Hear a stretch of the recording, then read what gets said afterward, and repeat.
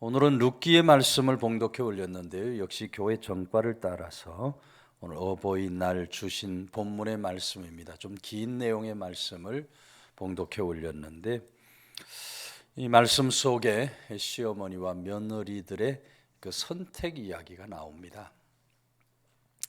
어버이날 시어머니 며느리 얘기가 나와서 여러분들이 어떻게 생각을 하실지 모르겠지만은 이 말씀은 꼭 시어머니와 며느리들만의 선택이 아니라 우리 모든 가정 구성원들, 우리가 부모와 자녀로, 자녀와 부모로 우리 가정을 세우며 살아갈 때 우리가 어떤 선택을 하며 살아야 하는가, 우리 가정의 행복을 위해서, 부모와 자녀들 아름다운 관계를 위해서 우리가 어떤 선택을 하며 살아야 하는가 하는 그 선택에 대한 아주 중요한 몇 가지 메시지를 우리에게 말씀해 주고 있는 것을 듣게 되는 겁니다. 같이 읽은 8절과 9절 말씀 보면 나오미가 두 며느리에게 한 말이죠. 너희는 각기 너희 어머니 집으로 돌아가라. 너희가 죽은 자들과 나를 선대한 것 같이 여호와께서 너희를 선대하시기를 원한다. 여호와께서 너희에게 허락하사 각기 남편의 집에서 위로를 받게 하시기를 원한다 하고 그들에게 입맞추고 그들이 소리 높이 울었다 하는 말씀이 기록이 됩니다. 시어머니였던 나오미의 선택인데 이 나오미는 그렇게 아주 인간적이고 육신적인 그런 선택을 하게 되었다는 것입니다. 인간적으로 보면 며느리들의 앞길을 위해서 이렇게 이야기하고 있는 나오미의 그 선택은 아주 잘한 선택이라고 할 수 있습니다. 그러나 영적으로 볼 때는 이 시어머니의 선택이 아주 잘못된 선택이에요. 15절 말씀 보면 나오미가 또 이르되 보라 내 동서는 그의 백성과 그의 신들에게 돌아갔다는 말씀이 기록이 됩니다. 이 두 며느리의 과거 우상 숭배 그 신앙, 우상을 숭배했던 그 신앙으로 돌아가라고 지금 시어머니가 말씀을 하고 있기 때문에 영적으로는 굉장히 잘못된 그런 선택의 이야기를 한 것이다. 육신적으로 볼 때는 며느리들이 유다 땅에 가서 평생 그렇게 시어머니 모시고 과부로 사는 것보다 자기 고향 땅 모압에 가서 그곳에 새로운 남자 만나서 재혼하고 아름다운 가정 꾸며서 친정 식구들과 함께 잘 사는 것이 바람직할 것이다. 이렇게 생각을 했을 겁니다. 그것이 어떻게 보면 육신적인 행복을 누리는 길이에요. 그러나 나오미는 육신의 행복보다 훨씬 중요한 영혼의 행복을 전혀 생각을 하지 않았다는 거예요. 그래서 여러분, 이 시어머니 나오미의 선택을 바라보면서 오늘 우리들은 이 세상을 살아가면서 육신의 선택보다 훨씬 중요한 영혼의 선택, 영혼의 것을 잘 선택하면서 살아가는 그런 믿음의 사람들이 될 수 있어야 한다. 어떤 글을 보니까 꿩 키우는 꿩 사육업자들, 이 꿩을 키우는데 그 공중에 금을 치지 않은 채로 꿩을 기른다 그럽니다. 우리 생각엔 잘 이해가 안 되죠. 위에다 그물을 안 치고 꿩을 키운다. 그런데 그물을 치지 않았는데도 이 꿩들이 그곳에서 날아가지 않는다 그래요. 왜 그런가? 우리 생각에 그물 치지 않으면 다 달아나고 도망갈 것 같은데 멀쩡한 날개 갖고 있는데도 불구하고 이 꿩들이 날아가지 않고 날아가려는 시도도 하지 않아요. 사육업자들이 꿩들에게 조그마한 모자를 만들어서 꿩의 눈을 살짝 가려놨기 때문에 그렇다 그래요. 꿩들이 아무리 튼튼한 날개를 갖고 있어도 하늘이 보이지 않으니까 그 하늘 향해서 날아오르지 않는다는 거예요. 얼마든지 하늘을 펼쳐져 있는데도, 날아갈 수 있는 튼튼한 날개가 있는데도 이 수백 마리의 꿩들이 주인이 던져주는 모이를 주워 먹으면서 살만 찌우다가 결국은 음식점으로 다 팔려가는 신세가 되고 만다. 여러분, 오늘도 어리석은 꿩과 같이 저 멀리 하늘을 바라보지 못한 채 그저 눈앞에 있는 것만 매여 사는 사람들, 눈앞의 현실에만 매여 사는 사람들이 얼마나 많은지 몰라요. 오늘 본문에 룻에 대한 얘기가 나오는데, 룻과 비슷한 이름의 사람이 있습니다. 누굽니까? 룻하고 이름이 비슷해요. 저도 아까 실수로 그렇게 불렀다가 다시 했는데, 룻과 비슷한 이름이 롯이죠. 롯. 롯이 성경에 나옵니다. 창세기 13장에 나오는 롯이 오늘 본문의 룻과는 전혀 반대로 그렇게 살았던 사람이에요.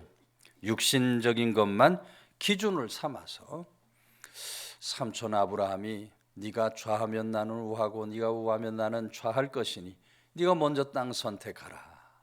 그러니까 이 조카 롯이 눈을 들어 이렇게 보니까 동편에, 요단 동편에 물이 넉넉한 땅이 보이거든요. 그 땅을 선택해서 들어간 겁니다. 육신적인 선택을 한 거예요. 그러나 삼촌 아브라함은 전혀 그렇게 하지 않았습니다. 아브라함은 언제나 영적인 안목을 가지고 살았어요. 보이지 않았지만, 눈에는 보이지 않았지만 하나님께서 분명히 예비해 놓았을 것이다. 그렇게 생각을 하고 척박한 땅이지만 축복의 땅을 향해서 나아가는 겁니다. 결국 육신적인 시선으로 선택을 했던 조카 롯은 후에 이방인들에게 붙잡혀서 포로로 가게 되죠. 포로로 붙잡혀 가게 돼요. 또 물이 넉넉한 요단 동편에 있던 그 소돔과 고모라는 불과 유황으로 다 타버리고 마는 그런 불행망하는 도시가 되고 마는 겁니다. 그러나 영적인 것을 선택했던 아브라함은 어떻게 됩니까? 우리 잘 아는 대로 믿음의 조상이 되고 복의 근원이 되는 놀라운 축복을 얻게 되는 거예요. 여러분, 오늘 우리들이 무언가를 선택할 때 롯과 같이 눈에 보이는 육신적인 것을 기준으로 선택하면 안 됩니다. 아브라함과 같이 언제나 영적인 것을 기준 삼아야 할 줄로 믿으시기를 바랍니다. 오늘 본문에 이 시어머니 나오미는 그렇게 아주 철저하게 육신적인 기준으로 선택을 했던 사람이에요. 6절 말씀에 나오미 하나님께서 고향 땅인 베들레헴에 은혜를 베푸셔서 기근이 끝나고 먹을 양식이 풍족하다 그 땅에 하는 소식을 들어요. 그 소식을 들은 나오미가 고향으로 돌아가야 되겠다 하는 그런 결단과 선택을 합니다.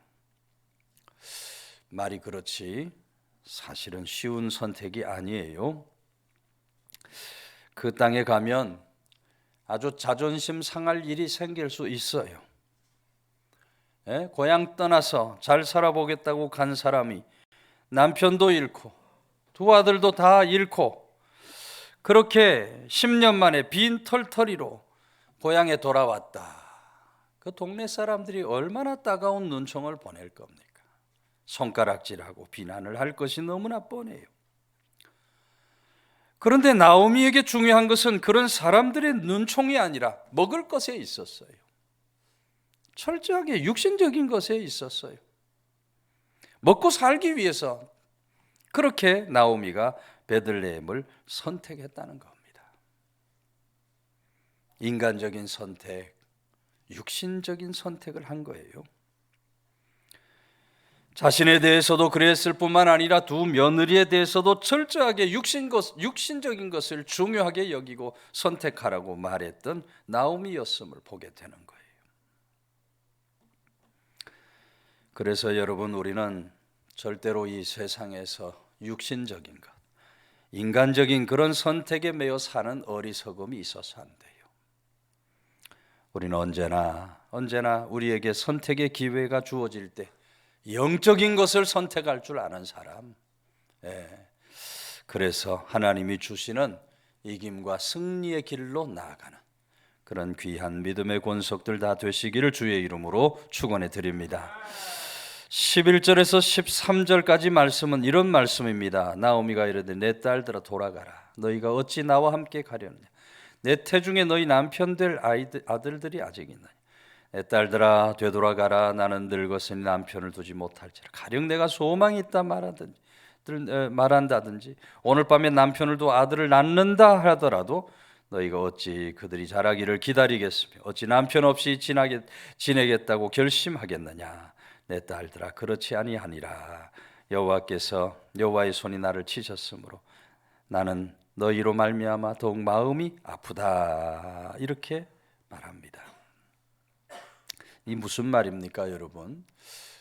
좀 생경한 얘기일 수도 있겠습니다만 신명기 25장의 말씀을 보면 하나님께서 남편이 죽으면 남편의 다른 형제들에게 그 아내로 맞이하도록, 남편이 죽으면 그러니까 그 형수를 아내로 맞이하도록 그렇게 법이 되어 있어요. 우리 지금 생각으로는 말도 안 되는 그런 법이지만 당시에는 여인들에게 별다른 사회적 보장이 없었기 때문에 하나님께서 일시적으로 허용하셨던 계대를, 이 대를 보호하는 그런 보호 방편입니다. 그렇게 해서 대가 끊어지지 않도록, 그러니까 큰 아들이 죽으면 둘째 아들이 형수와 살아야 하고 또 둘째 아들이 죽으면 셋째 아들이 형수와 살아야 합니다. 그렇게 가문의 대를 이을 수 있는 승계 방편으로 하나님께서 주신 법입니다. 근데 나오미는 두 아들을 다 잃어버렸기 때문에 더 이상 아들이 남아있질 않아요. 설령 나오미가 다시 결혼해서 아들을 낳는다 하더라도 두 며느리가 그 아들들을 남편으로 맞는다고 하는 것은 거의 불가능한 일이에요. 그래서 두 며느리를 향해서 나오미가 고향인 모압 땅으로 돌아가라 이렇게 말하고 있는 겁니다. 그때 여러분 며느리 오르바가 어떻게 합니까? 14절 말씀 보면 그들이 소리를 높여 다시 울더니 오르바는 그의 시어머니에게 입맞추되 했어요. 오르바는 시어머니에게 입맞추고 고향 땅으로 떠나갔다는 것입니다. 처음에 오르바는 그렇지 않았어요.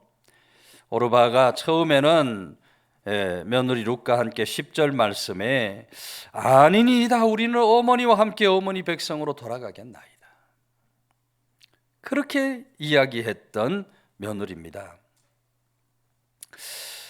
유대 땅으로 발걸음을 옮겨서 지금 가고 있는 중인데 이 시어머니 말을 들은 오르바가 마음이 바뀐 거예요.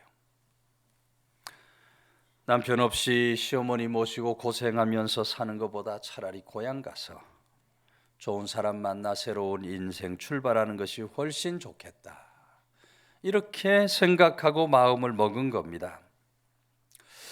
그래서 여러분 이 며느리 오르바의 선택은 아주 실용적인 선택이었다고 할 수 있습니다. 어떤 명분보다는 진리를 선택한 것이고 신앙보다는 개인의 이익을 선택한 것입니다. 그러나 오르바의 선택은 영원히 하나님으로부터 벗어난 그런 선택이 되고 말아요. 이어지는 15절 말씀을 보면 나오미가 또 이르되 보라 내 동서는 그의 백성과 그의 신들에게로 돌아가나니 하고 기록을 하고 있어요. 이 말씀은 오르바가 단순히 시어머니 품을 떠난 것이 아니고 하나님도 떠나갔다는 거예요. 모압 사람들 섬기는 그모스 바알볼 신을 섬기는 우상 숭배의 땅으로 돌아갔다는 말이에요. 한마디로 말하면 축복의 길을 놓치고 저주의 길을 선택하여 가고 만 것입니다. 1620년 9월 6일 영국의 청교도들이 메이프라이어 호라는 배를 타고 미국 동부를 향해 출발합니다.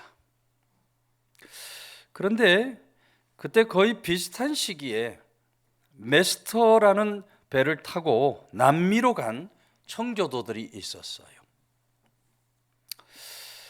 이 청교도들 배를 타고 가기는 갔지만 전혀 그 목적이 다른 목적으로 배를 타고 갑니다. 남미로 간 사람들은 금을 얻기 위해서 메스터호를 탑니다. 남미에서 엄청난 양의 금이 발견됐다, 그런 소문이 들리니까 그 땅에 가서 금을 캐내서 부자 돼야 하겠다, 그런 마음으로, 그런 목적으로 이 배를 탄 거예요. 반면에 북미로 갔던 사람들은 신앙을 지키기 위해서 배를 탄 겁니다. 청교도들이, 영국의 그 국교도들이 얼마나 청교도들을 핍박을 하는지, 마음 편하게 신앙생활을 할 수가 없어요. 그러니 저들이 우리가 가서 마음껏 하나님께 찬양하고 마음껏 하나님께 기도를 드리고 마음껏 우리 주님을 전할 수 있는 그런 신앙의 자유를 찾자, 그런 목적으로 메이프라이어호를 타고 간 겁니다. 여러분, 어떻게 되었습니까? 돈을 찾아 남미를 선택한 사람들은 신앙도 잃어버리고 돈도 벌지 못합니다. 지금 남미 지역의 나라들 경제적으로 얼마나 어렵게 살아가는지 몰라요. 브라질이나 아르헨티나나 칠레나 페루 같은 나라들, 인플레이션과 반복되는 경제 불안으로 인해서 정말 너무너무 어렵고 힘든 삶을 살아가고 있다. 우리 방송을 통해, 인터넷을 통해서 계속해서 듣고 있는 거예요. 그러나 신앙을 선택해서 북미로 간 사람들은 지금 물질의 풍성함 속에 살아가고 있어요. 미국은 지금 전 세계 최강대국이 되어 있는 것을 우리가 보게 돼요. 여러분, 무엇을 우리에게 말해주고 있는 겁니까? 물질을 쫓아가면 망하는 길이 열리고 신앙을 쫓아가야 물질까지 얻게 되는 하나님의 축복의 역사가 있게 될 줄로 믿으시기를 바랍니다. 오늘 어버이 주일을 맞아서 우리가 물질을 택함으로 불행망하는 길을 가는 어리석음이 절대로 있어서 안 돼요. 요즘에 돈 때문에 부모를 버리는 자식들이 많다 그래요. 돈 때문에 부모와 싸움을 하고, 돈 때문에 부모와 의를 가르고, 돈 때문에 부모를 내버리는 이런 일들이 너무나 많은 안타까운 세상을 살아. 돈 때문에 하나님 버리는 사람들도 얼마나 많은지 몰라요. 세상에 돈과 하나님이 부딪히면 하나님을 선택해야 되는데 돈을 선택하는 거예요. 돈 우선주의가 되어 있어요. 여러분, 오늘 우리는 언제나 믿음을 소중히 여겨야 할 줄로 믿으시기를 바랍니다.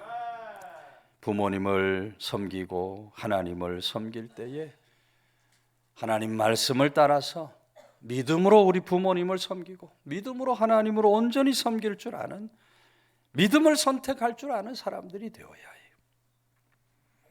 그래서 오늘도 우리 옆에 있는 분 한번 인사하겠습니다. 믿음을 선택하며 살아갑시다. 믿음을 선택하며 살아갑시다. 언제나 우리가 올바른 믿음의 사람, 하나님을 선택하고 믿음을 선택할 줄 아는 사람, 이기고 승리하는 길을 가는 성도들 다 되시기를 주의 이름으로 축원해 드립니다. 14절 말씀을 다시 보면 그들이 소리 높여 다시 울더니 오르바는 그 시어머니 입을 맞추되 룻은 그를 붙쫓았다고 기록을 합니다. 룻은 그를 붙쫓았다.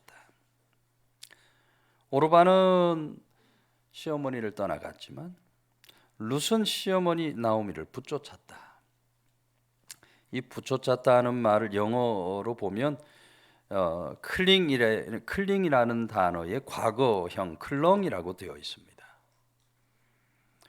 이 말은 붙잡고 늘어진다는 말이에요. 그냥 붙잡는 게 아니라 붙잡고 늘어진다, 들러붙다, 막 집착하다, 이런 의미를 가지고 있는 말이에요. 그러니까 이 룻은요, 시어머니를 막 그렇게 끝까지 붙잡고 막 늘어졌다는 거예요. 늘어졌다. 여러분, 룻이 그 시어머니 나오미와 함께 하겠다는 이유가 무엇입니까?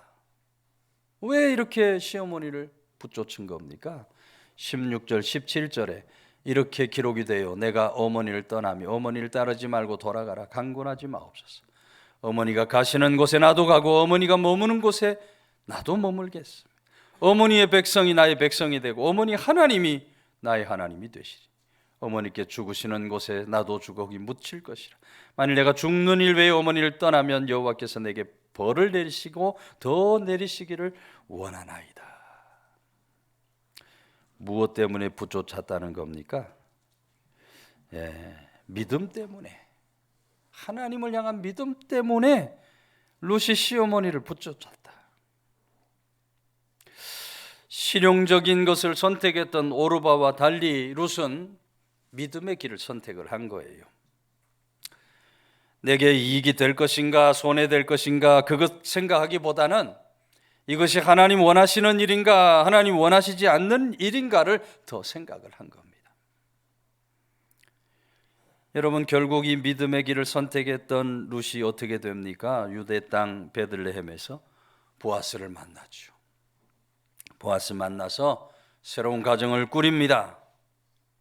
남편 죽고 외롭고 힘든 삶을 살았던 룻이 이렇게 좋은 보아스를 만나서 위로와 사랑을 듬뿍 받으면서 행복하게 살게 돼요. 그리고 보아스 사이에서 오벳이라는 아들을 낳고 오벳은 이새를 낳고 이새는 다윗을 낳습니다. 룻이 이스라엘의 성군 다윗의 증조 할머니가 된 거예요. 다윗의 증조 할머니, 굉장히 영광스러운 그런 자리에 섰는데 그것보다도 더 귀한 것은, 그것보다 더 귀한 축복은 그 룻의 이름이 아브라함과 다윗의 족보에 오르고 예수 그리스도의 조상이 된 것인 줄로 믿으시기를 바랍니다. 예수 그리스도의 조상이 되었어요. 룻의 이야기가 오늘 우리 모두에게 그런 큰 도전을 주고 있는 거예요. 많은 것을 생각하게 만드는 것입니다. 오늘날의 세상을 일컬어서 실용주의적 세상이라 그래요. 실용주의적 세상이다. 대통령도 실용주의적인 대통령이 나와야 된다. 정치인들도 경제인들도 외교하는 사람들도 저마다 실용주의를 부르짖습니다. 명분 좋지만 이익이 되지 않으면 빨리 발을 빼야 된다는 거예요. 사업가들 반드시 이익을 내야 한다고 주장하고 이익을 위해서는 수단과 방법을 가리지 않아요. 실용주의에 빠져 있어요.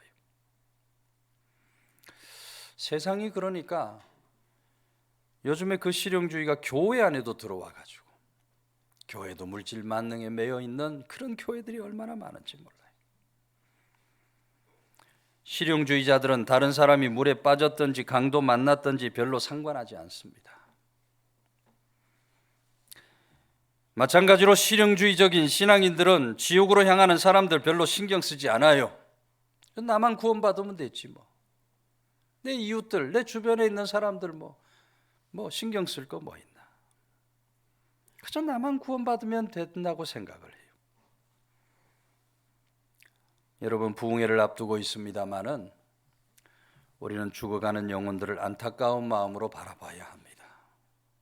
저들에게 복음을 전하고 전도하는 일에 힘써야 돼요. 실용주의적인 사람이 아니라 하나님 보시기에 온전한 믿음의 사람들이 될 수 있어야 돼요. 미국에 사는 어느 부인 이야기입니다. 서울에서 고등학교 때부터 교회를 다니면서 신앙을 키웠고 대학교 3학년 때 교제했던 남자친구 같은 교회를 섬기면서 믿음 생활을 합니다. 서로 비전도 잘 맞고 호감이 깊어지면서 결혼까지 약속을 하게 돼요. 근데 이 남자에게 두 가지 약점이 있어요.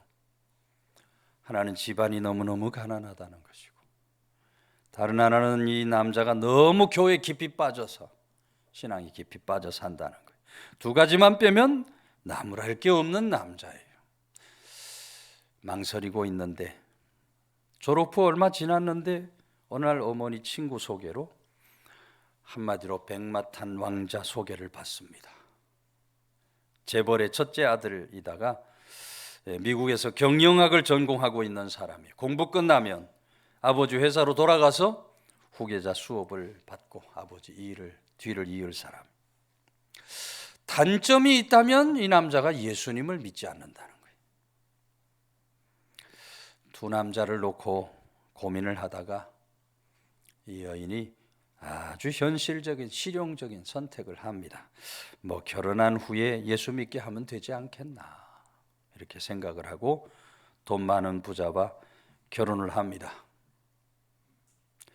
결혼 후에 곧바로 미국에 들어가서 샌프란시스코 근처에 신혼 살림을 차려요. 그런데 미국에서 산 지 5년 만에 문제가 터져요. 우리나라에서 일어난 IMF로 남편 부모님 회사가 문을 닫고 빚더미에 앉게 됩니다.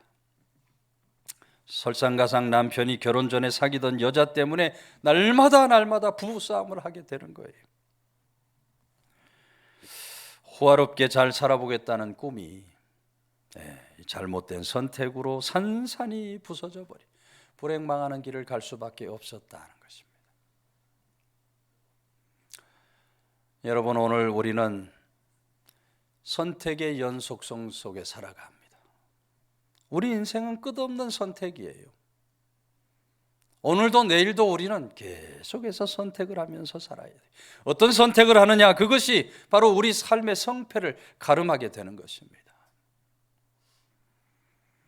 어버이날을 맞아서 우리는 룻과 같이 언제나 믿음을 선택해야 할 줄로 믿으시기를 바랍니다.